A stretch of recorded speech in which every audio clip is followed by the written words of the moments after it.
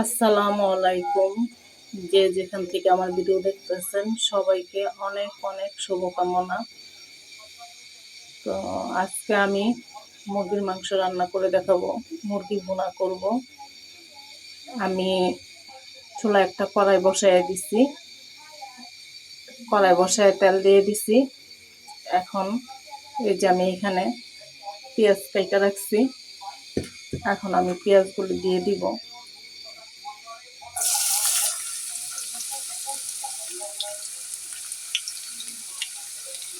মুরগিটা ভুনা করবো তো এর জন্য পেঁয়াজটা একটু বেশি দিব।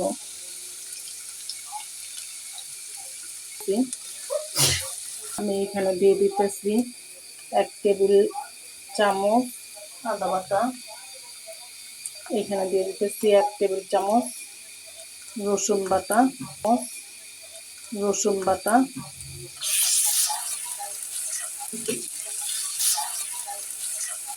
দিয়ে দিতেছি চা চামচের এক চামচ লবণ। এটা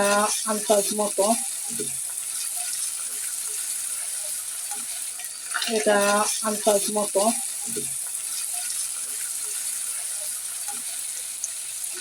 দিয়ে দিতেছি মরিচের গুঁড়া, দিয়ে দিতেছি হলুদের গুঁড়া, দিয়ে দিলাম দারচিনি এলাচ। আমি একটু সামান্য পরিমাণ পানি দিয়ে অল্প একটু পানি দিয়ে দিব মশলাটা কষানোর জন্য। মশলাটা কষানো হোক।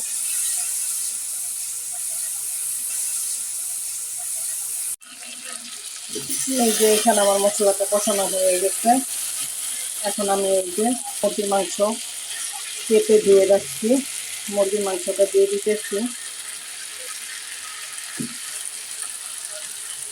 অল্প করে একটু ভুনা করবো শুধু ভোর রাতের জন্য।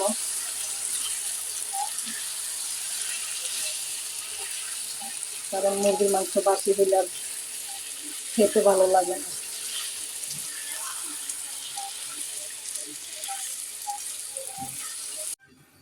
দেখি এবার আমার তরকারিটা কষানো হয়েছে মনে হয়। এই যে পানিটা শুকিয়ে গেছে।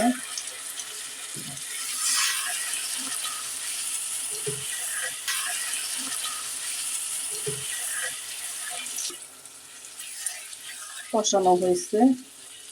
এখন আমি এই যে ঝোলের জন্য পানি দিয়ে দিলাম। আর একটু পানি দিব আমি। এই যে আর একটু পানি দিয়ে দিতেছি।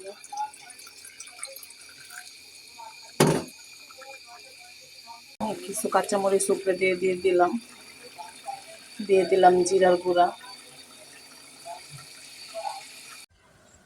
এই যে আপুরা আর ভাইয়েরা, আমার তরকারিটা হয়ে গেছে। মুরগি ভুনা, লাল লাল মুরগি ভুনা আমি এখন চুলার থেকে নিয়ে আসছি। আমরা একটু পরে সেহরি খাবো, এর জন্য চুলার থেকে উঠায় নিয়ে আসছি। তো আপনারাও রান্না করে খাবেন। এরকম করে রান্না করে খেলে খুবই ভালো লাগে। তো আপনারা যে যেখান থেকে আমার ভিডিও দেখতেছেন সবাইকে অনেক অনেক ভালোবাসা। তো আমার পাশে থাকবেন আপনারা। আমার নতুন চ্যানেল, আমার চ্যানেলটা সাবস্ক্রাইব করবেন, লাইক কমেন্ট শেয়ার দিয়ে আমার পাশে থাকবেন। আজকের মতো এখানেই বিদায় নিতেছি। আল্লাহ হাফেজ। আসসালামু আলাইকুম।